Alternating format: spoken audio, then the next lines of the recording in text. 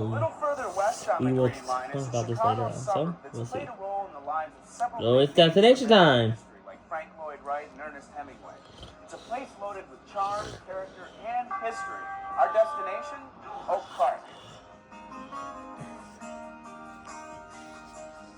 Spending the day in Oak Park, you're going to realize why this suburb is called a village. I love it out here. It's country, it's city and country mixed kind of like, and that's what I like about it.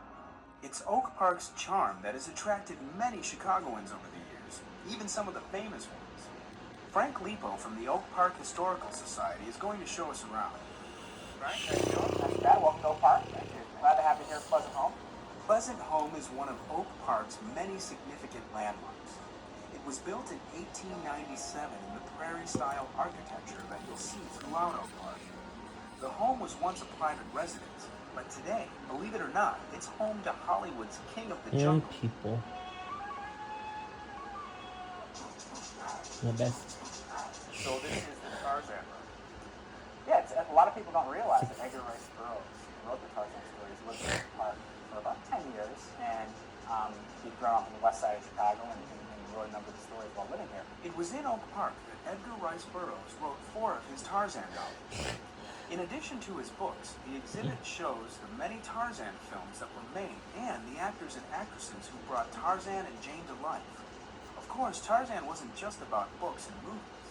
And we also have goofy things like Tarzan skateboards and Tarzan underwear and Tarzan vitamins and all sorts of games and toys and tie-ins. Burroughs eventually left his Oak Park home for Hollywood as his Tarzan stories made their way around the globe. We trace something like one book with the son of Tarzan from its original manuscript to all the different editions, including the foreign languages.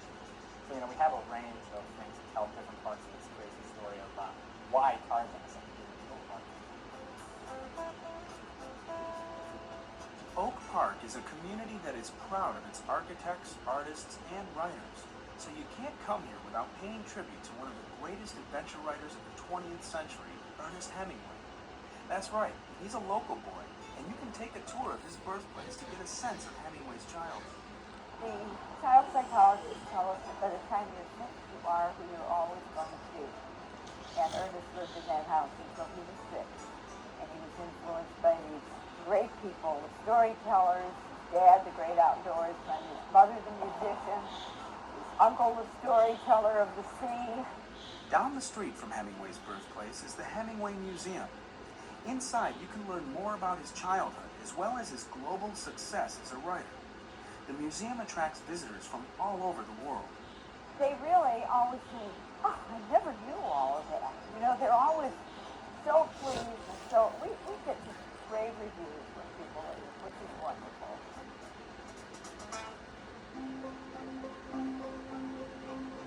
The streets of Oak Park are filled He with is architectural outstanding. treasures, thanks mostly to Frank Lloyd Wright, the creator of the prairie style of architecture. Wright built his home and studio here in 1889. After that, Oak Park became known as the birthplace of American architecture. Mr. Wright's architecture is really appealing because he was such a creative person. He was way ahead of his time.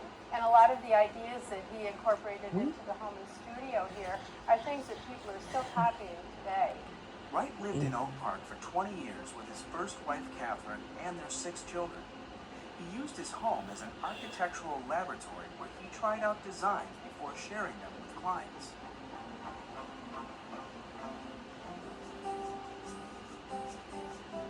Frank Lloyd Wright's style can easily be viewed by just walking down the street. You can compare his style with the other forms of architecture from the same era. People take walking tours of the Frank Lloyd Wright Prairie School Architecture and Historic District, which includes 4th Avenue, which is one of the many streets. And some people have said it's sort of like a living museum of architecture. Finally, Frank Lloyd Wright's style can also be seen in Oak Park's Unity Temple, which he proudly called his little jewel. The village of Oak Park has a few other gems, like the conservatory, which was started in 1914 by residents who brought plants here from all over the world.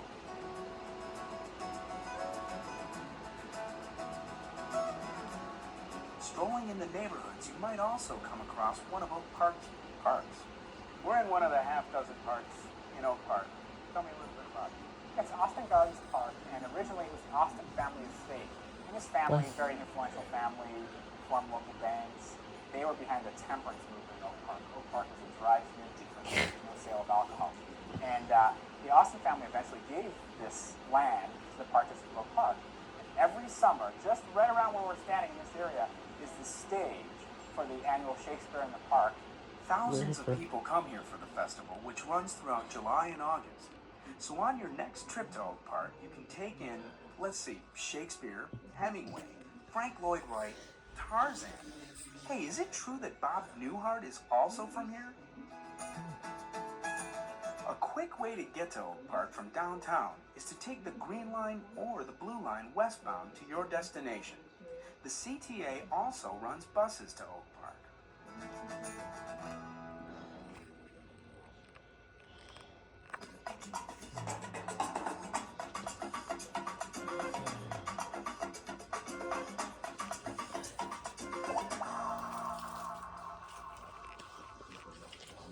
If you're using public transportation to get around, Oak Park is the center of it all. Here you'll find connections to buses and trains that will make your explorations around Chicagoland limitless. The Green Line station in Oak Park is where it's all happening. If you want to ride the CTA, it's right here. Or you can catch a Metro train. And just outside, you can hop on board a Pace bus. This station is one of 19 CTA rail stations located in the suburbs, many with connections to Pace or Metro. The Oak Park station at Harlem and Lake is a great example of the integration of service between CTA, Pace, and Metro. There are 5 bus lines from the Pace system that reach either end of this station. There are Metro train stations, and the CTA train station are actually one and the same. They share a station house. Each day, nearly 2 million people use the CTA, Pace, or Metro. Sari Campbell is one of them. She connects from a Pace bus to a Green Line train twice a week. I like to say this convenient and economical. The CTA has a network of more than 90 bus and train stops that link up with Pace and Metro. The bus and train schedules are set up so customers can travel with ease between all 3 systems. We are a metropolitan region, and it is essential to have a connectivity between our surrounding suburbs, the downtown location, and have a system that is purely coordinated. The CTA and Pace share something else as well, fare cards. That's right, you can hop from the CTA to Pace and use the same transit card. Metro also offers a convenient way to connect with CTA and Pace. So that you take the Suburban Rail downtown and use your link-up pass to jump on the CTA or Pace system. Remember, the CTA serves 40 suburbs, so you can connect to the CTA from wherever you are.